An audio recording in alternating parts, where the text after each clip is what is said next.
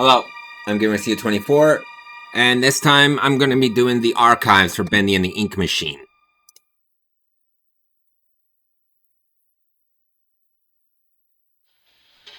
Welcome to the archives.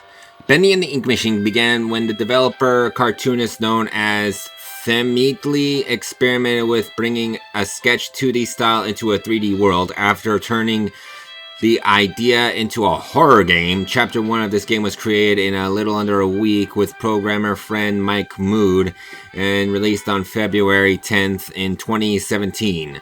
Much to their surprise, it struck a chord with global indie gamers almost overnight. Themetly and Mike Mood decided to drop all other projects to work on Bendy and tell a most unique ink story. The entire game was completed in a chapter at a time in a year and a half by a small but dedicated group of indie developers. Although the concept and story remained as originally intended, the game changed over development as characters and models were refined from their early thrown together versions. This archive is a peek behind the scenes at that process. And sorry if I mispronounced your name, Themetly? I think I'm pronouncing that right. But again, sorry if I am mispronouncing that. So that's pretty cool. The original Ink Machine. Before a major visual upgrade, this version of the Ink Machine was the one used in the game.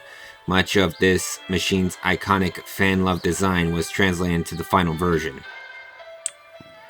Yeah, I think I remember seeing a walkthrough of the original version one time. Don't really remember. Oh! That's deeply disturbing. This first version of Bendy ever modeled in the earliest concept, Bendy was much smaller and cuter, with a face that split open to reveal a terrifying mouth.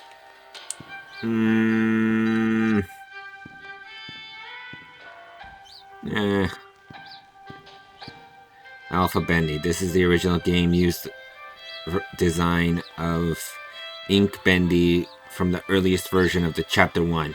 It is jokingly referred to as bird poop with a smile among the development team. Yeah, it definitely looks kind of gross. Beta Bendy. This was Ink Bendy's form until the release of Chapter 4. At that time, the game received a major visual upgrade, and the tile character got a new model as well.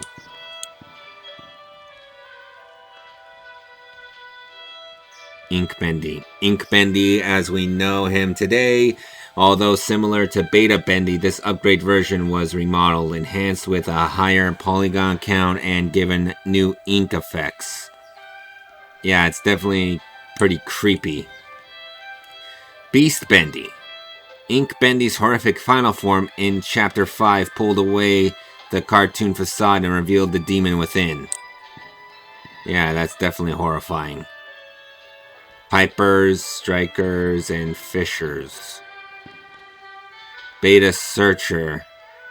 Early in development, with just a few weeks to create Chapter 2, the Beta Searchers were designed in record time before being fully retooled later on. They were the first fighting enemies encountered in the game. Final Searcher. Final Searchers were far more robust in appearance. They were smoother with better ink effects and a more human appearance. I find that whole mouth on the head disgusting.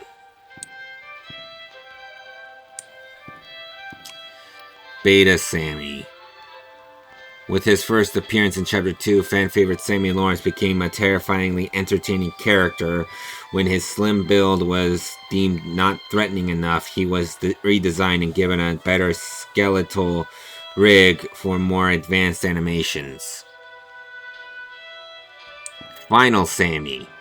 Sammy Lawrence's final form came complete with a bulked up stature and more powerful limbs. The mad songwriter may finally get noticed now, at least by fans.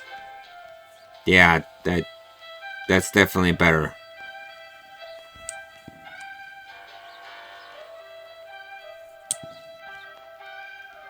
Okay. I wish they put out some explanations with this the lost ones and well, everyone else. Ugh. Beta Boris. Beta Boris, I mean. Papa was the original name of the character and eventually became Boris the Wolf. This early version was released with Chapter 1. He was quickly refined into the Boris we know today with the release of Chapter 2. Boris the Wolf. Boris the Wolf, A Friend to the End, was redesigned using various references from the cartoons of the 1920s, a blend of West Coast and East Coast animation styles. This silent and supportive wolf won over the hearts of many, although at times he was a headache for the development team due to his AI taking on a mind of his own during production. Yeah, you know what? I'm pretty sure a lot of his designs came from Goofy. Brute Boris. Alice Angel's monstrosity. Brute Boris was one of the biggest surprises of Chapter 4. His design was roughly based on the Frankenstein monster, but with a more unfinished appearance. Alice took parts from within him and substituted things that his body is rapidly rejecting. Poor Boris, you deserve better than that.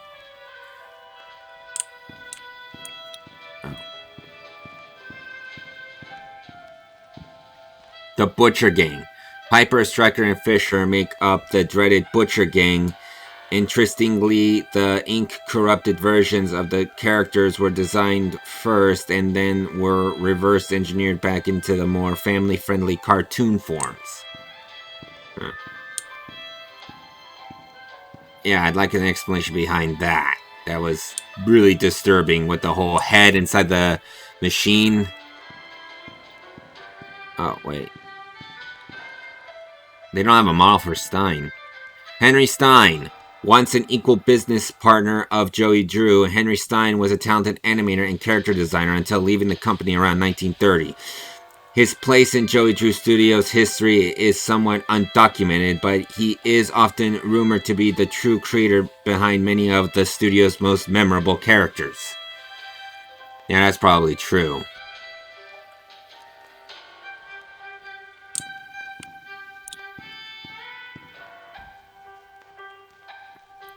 God damn it, that Boris one. Okay, so... Yeah, I don't know much about what the Dark Revival is going to be about, but considering that they had a little girl talk at the end of the credits for Bendy and the Ink Machine, I can assume that Henry disappeared. His daughter went to go look for him, but ended up trapped herself. At least, I'm assuming. I'm hoping that's true, because playing as his daughter would be pretty interesting. At least that's what I believe. Still, a lot of dedication to this. I think this whole thing's actually pretty cool. Although I find that whole eyeball mouth monster thing pretty disturbing. Well, anyways, I hope you enjoyed this video. If you did, please like and subscribe.